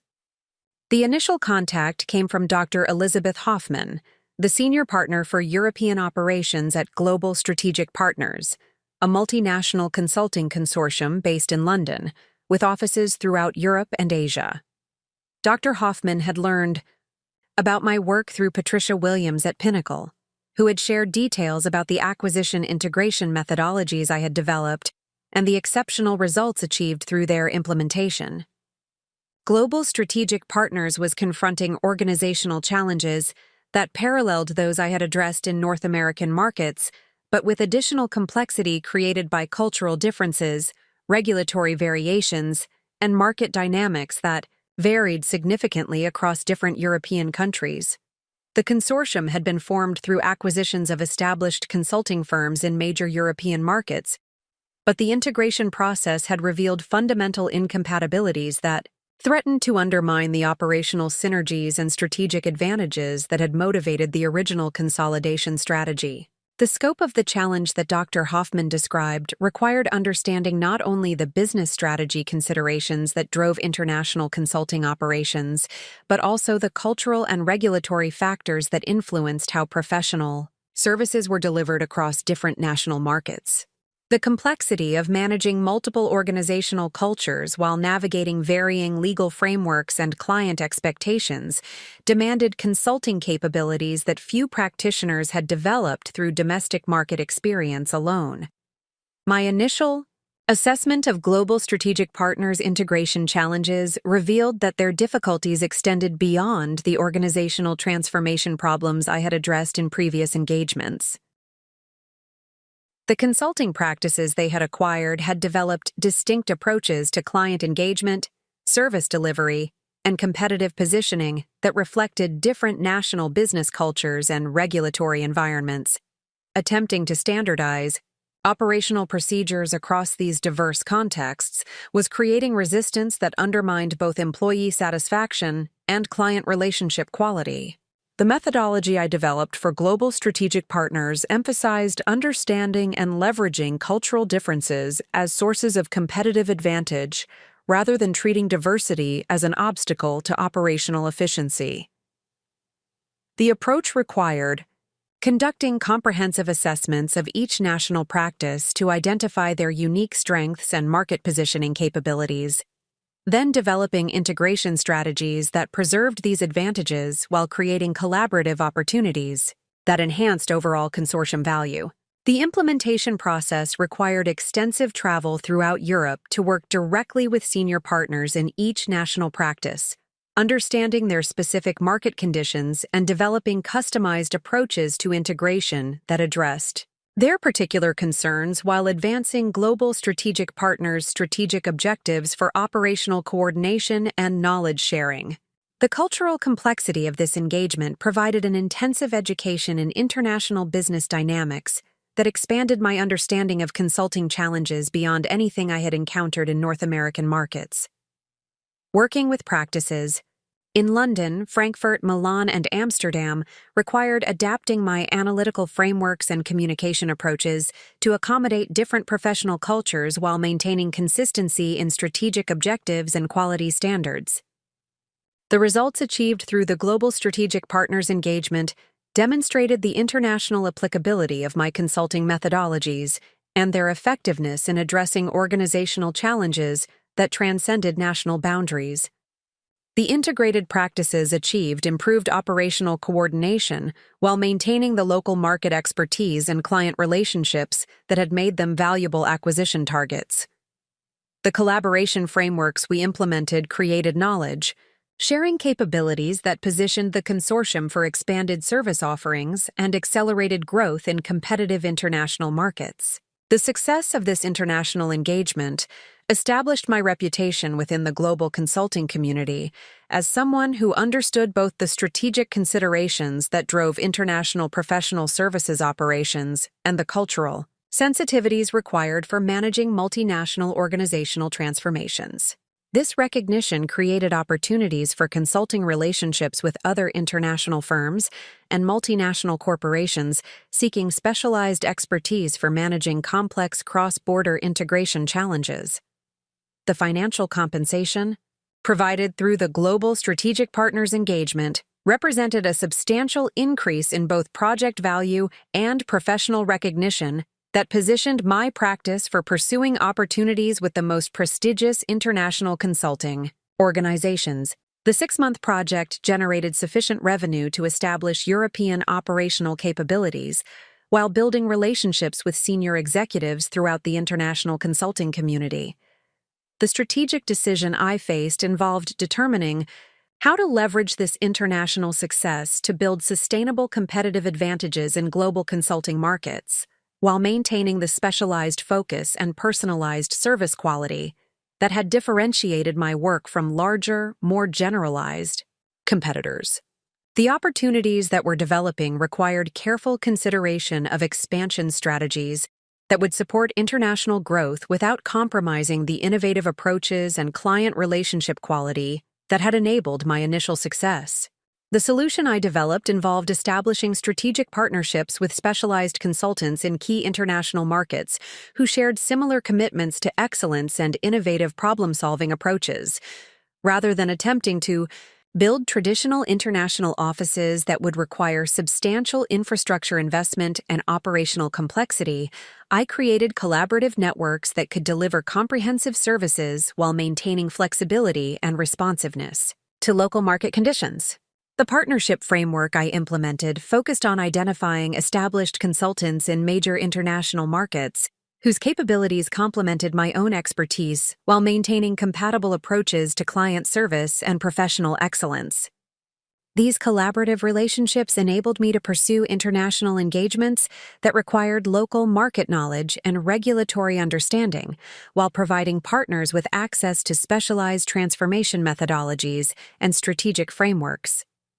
The business model that emerged from this international expansion positioned my practice as a global boutique consulting organization that could compete effectively with multinational firms for prestigious engagements while maintaining the personalized relationships and customized approaches that were particularly valued by sophisticated international clients. The combination of specialized expertise, proven international results, and local market partnerships created unique value propositions that commanded premium pricing in competitive global markets.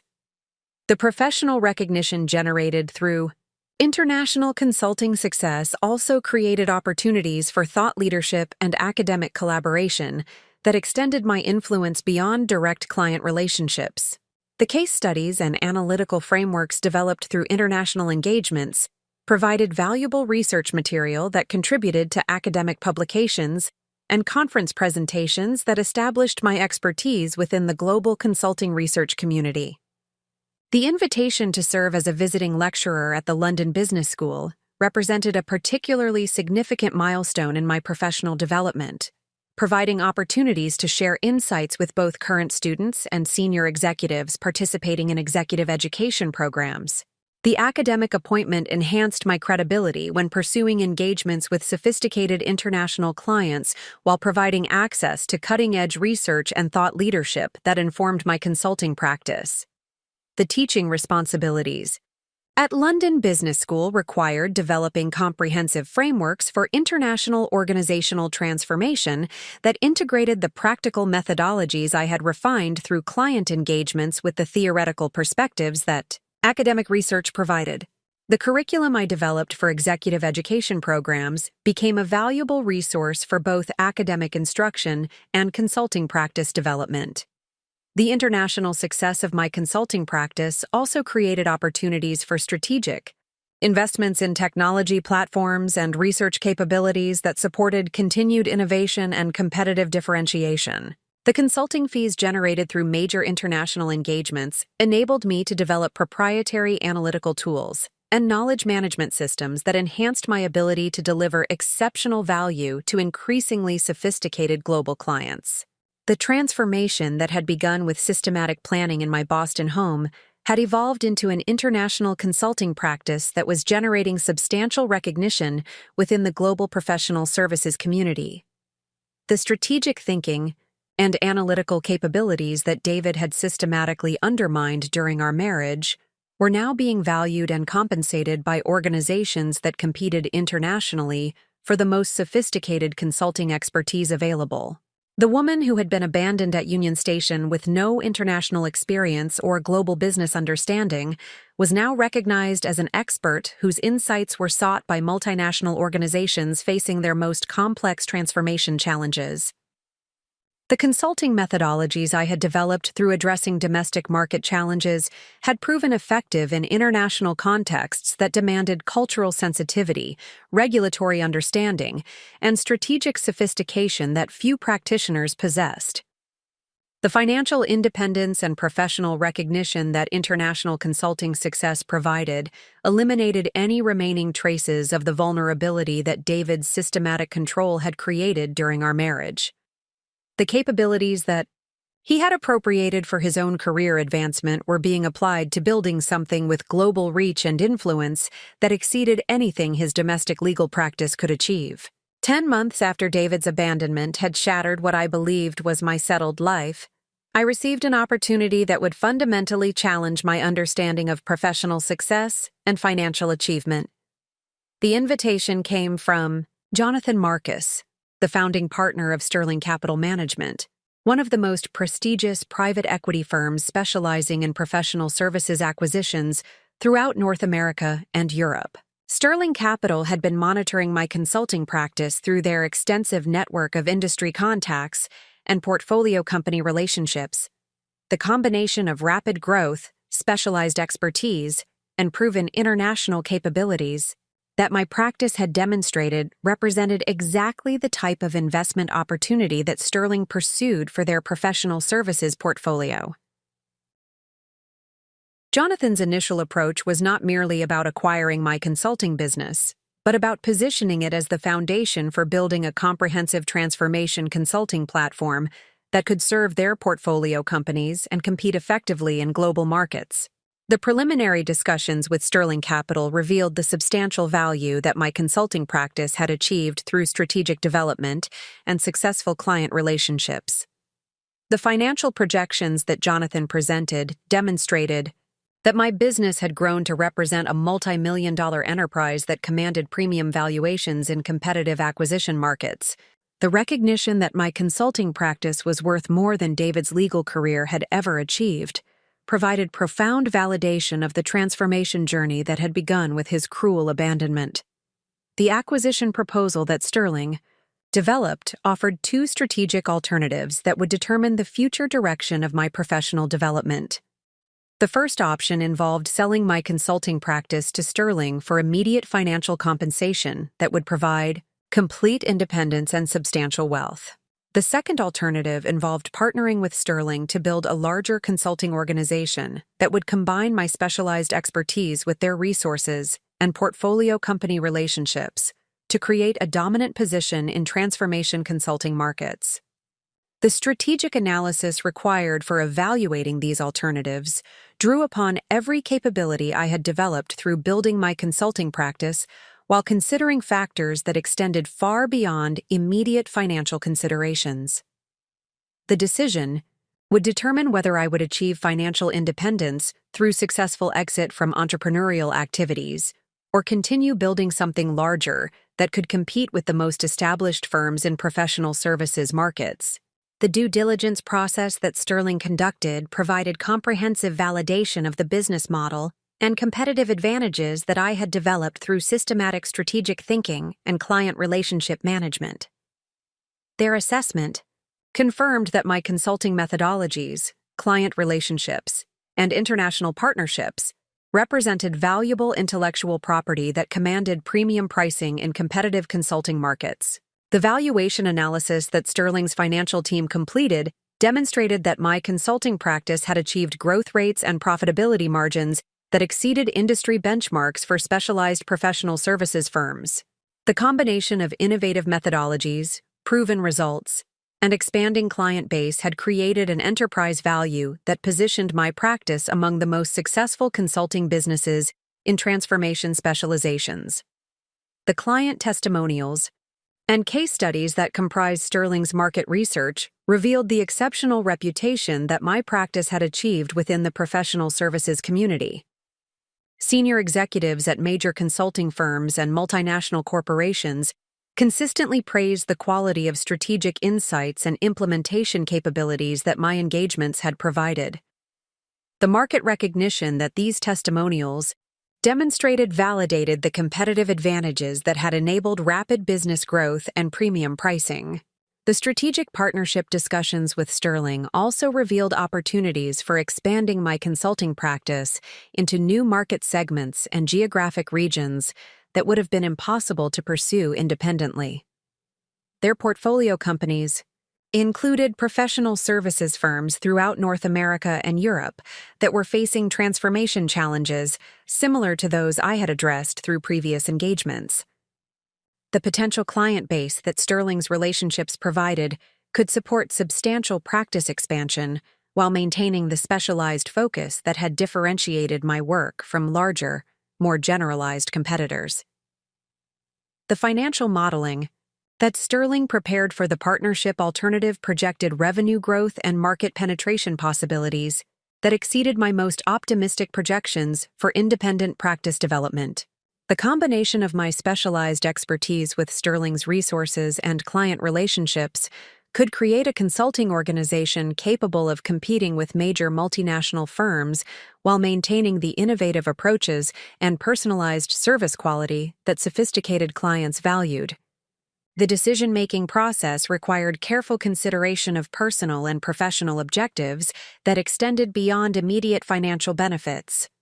The partnership with Sterling would provide resources for building something substantially larger than my current practice while requiring commitment to growth strategies and operational scales that would fundamentally change the nature of my professional activities. The alternative of accepting their acquisition offer would provide immediate financial independence while ending the entrepreneurial journey that had become central to my professional identity. The strategic framework I developed for evaluating these alternatives incorporated lessons learned through building my consulting practice, while considering my long-term objectives for professional fulfillment and competitive achievement. The analysis emphasized maintaining the innovative approaches and client relationship quality that had enabled my initial success while pursuing opportunities for expanded influence and market impact. The professional advisors I consulted during this evaluation process included Professor Chen, whose academic perspective provided valuable insights about the strategic implications of different growth alternatives. Her analysis emphasized the importance of maintaining intellectual challenge and professional autonomy regardless of the financial structure chosen for future development. The legal counsel I retained for managing the Sterling negotiations drew upon expertise in professional services transactions while ensuring that any agreement preserved my ability to continue developing innovative consulting approaches and maintaining direct client relationships. The contractual frameworks we developed protected the intellectual property and market positioning that had become the foundation of my consulting practice. The tax advisory support I obtained for evaluating financial alternatives demonstrated the substantial wealth creation that both Sterling options would provide. The financial independence that either alternative would generate exceeded anything I had imagined possible when beginning the rebuilding process after David's abandonment. The economic security that consulting success had created eliminated any remaining concerns about financial vulnerability or professional dependence. The final decision I reached reflected both my professional ambitions and my personal commitment to building something that would have lasting impact beyond immediate financial achievements. The partnership with Sterling would provide resources for creating a consulting organization that could influence transformation practices throughout professional services industries while maintaining the innovative approaches that had differentiated my work from established competitors. The agreement I negotiated with Sterling preserved my operational autonomy and strategic decision-making authority, while providing access to resources and client relationships that would support substantial practice expansion. The partnership structure ensured that I would continue leading the development of consulting methodologies and client relationship management, while benefiting from Sterling's infrastructure and market reach. The financial terms of the Sterling partnership provided immediate compensation for the value I had created through building my consulting practice, while establishing profit-sharing arrangements that would generate substantial ongoing income. As the expanded organization achieved projected growth objectives, the economic benefits exceeded the compensation that David had ever achieved through his legal career, while providing foundations for continued wealth accumulation through entrepreneurial success. The announcement of my partnership with Sterling generated substantial attention within professional services industries, establishing recognition of my consulting practice as a significant competitive force in transformation consulting markets. The business media coverage emphasized the rapid growth and innovative approaches that had enabled my practice to attract investment from one of the most prestigious private equity firms specializing in professional services acquisitions. The client responses to news of the Sterling partnership demonstrated the strength of relationships I had developed through delivering exceptional consulting results. Rather than expressing concerns about potential changes to service delivery, clients viewed the partnership as validation of my consulting capabilities and an opportunity for accessing enhanced resources that would support even more sophisticated transformation initiatives. The personal satisfaction of achieving financial independence and professional recognition through building something substantial from the devastation of David's abandonment provided profound validation of the strategic decisions and persistent effort that had enabled this transformation. The consulting practice that had begun as survival necessity had evolved into an enterprise that commanded respect from the most sophisticated participants in professional services markets. The woman David had abandoned at Union Station because he believed she lacked the capabilities for independent success had built a consulting practice valuable enough to attract acquisition interest from prestigious investment firms. The strategic, thinking and analytical capabilities he had systematically undermined during our marriage had been applied to creating something far more substantial and influential than his legal practice had ever achieved. The partnership with Sterling Capital Management catalyzed a transformation that extended far beyond the expansion of my consulting practice into a comprehensive organizational development platform. Within the first quarter of our collaboration, the enhanced resources and strategic relationships that Sterling provided enabled me to pursue opportunities that would have required years to develop through independent business growth. The systematic approach to platform development that we implemented demonstrated how strategic partnerships could amplify individual expertise into market-leading capabilities that commanded premium positioning in competitive professional services markets. The initial phase of platform development focused on codifying the transformation methodologies I had refined through individual client engagements into scalable frameworks that could be implemented consistently across diverse organizational contexts. The intellectual property development process required translating practical consulting insights into systematic approaches that maintained effectiveness while enabling broader application through expanded consulting teams and multiple simultaneous engagements. The methodology documentation process became an intensive examination of the strategic thinking and analytical frameworks that had enabled my consulting success. Working with Sterling's operational development team, I created comprehensive implementation guides that preserved the innovative approaches and cultural sensitivity that had differentiated my work while establishing quality standards that would ensure consistent results, regardless of which consultants managed specific client relationships. The technology platform development that Sterling funded represented a significant advancement in consulting service delivery capabilities. The proprietary analytical tools and knowledge management systems we created enabled sophisticated assessment and implementation tracking that provided clients with unprecedented insight into transformation progress and results measurement.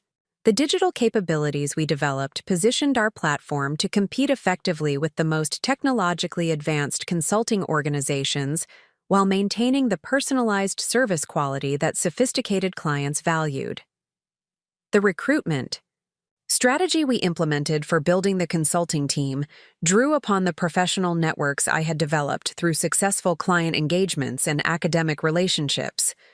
Rather than competing with established firms for experienced consultants who might require extensive retraining in our methodologies, we focused on identifying emerging professionals who possessed strong analytical capabilities and collaborative orientations that aligned with our client service philosophy. The professional development program we created for new consultants integrated the transformation frameworks I had developed with comprehensive training in client relationship management and implementation excellence. The curriculum emphasized understanding organizational culture dynamics and stakeholder management approaches that enabled successful transformation initiatives, regardless of client industry or geographic context.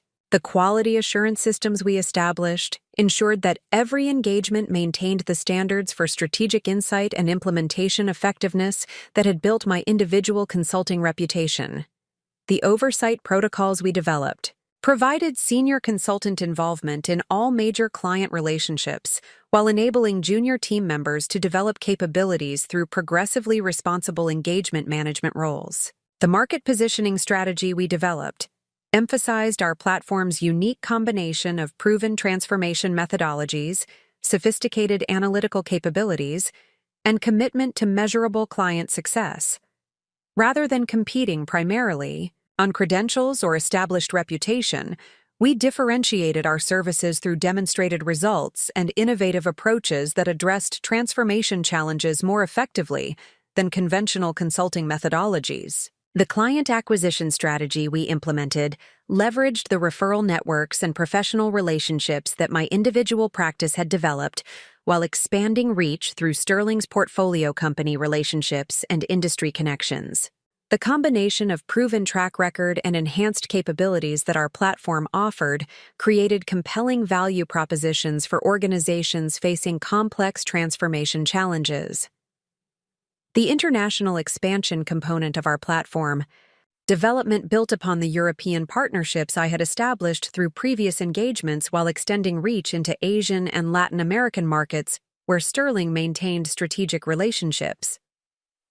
The global service delivery capabilities we created enabled us to support multinational clients with consistent methodologies and coordinated implementation across diverse cultural and regulatory environments. The thought leadership initiatives we developed established our platform as a recognized authority in organizational transformation research and practice.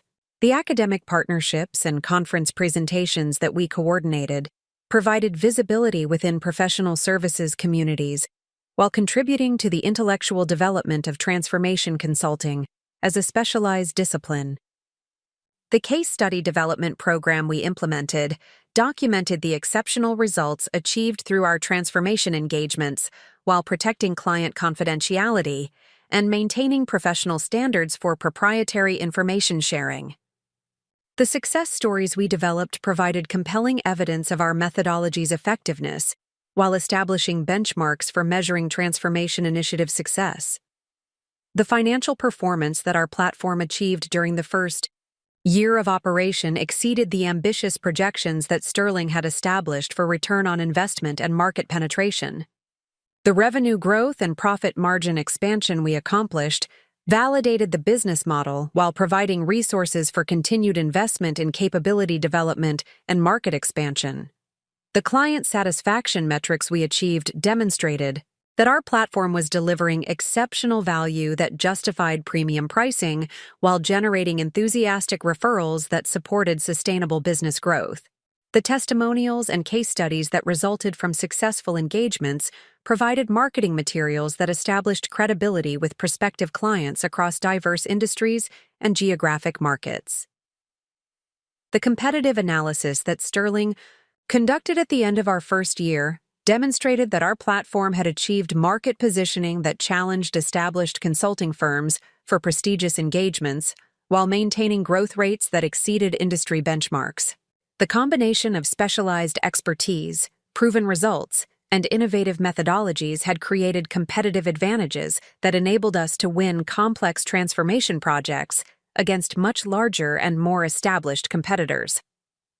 The strategic planning process we conducted for our second year of operation identified opportunities for expanding our platform into adjacent market segments that could benefit from our transformation expertise.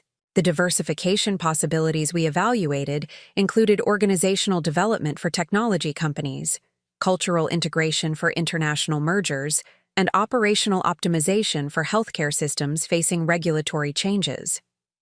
The intellectual property portfolio we developed through our first year of operation represented valuable assets that enhanced our platform's competitive positioning, while creating potential licensing opportunities with other consulting organizations. The proprietary frameworks and analytical tools we had created provided differentiation that could not be easily replicated by competitors, while establishing foundations for continued innovation in transformation consulting methodologies.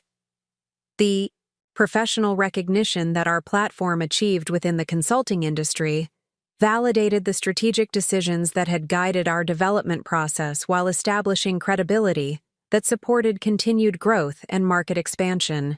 The awards and industry recognition we received demonstrated that our innovative approaches were generating results that exceeded traditional consulting methodologies. The personal satisfaction I experienced through building something substantial from the individual practice that had emerged from David's abandonment provided profound validation of the strategic thinking and persistent effort that had enabled this transformation. The platform that Sterling and I had created represented far more than business success. It demonstrated how devastating personal setbacks could become the foundation for achievements that exceeded anything that might have been possible through conventional career development.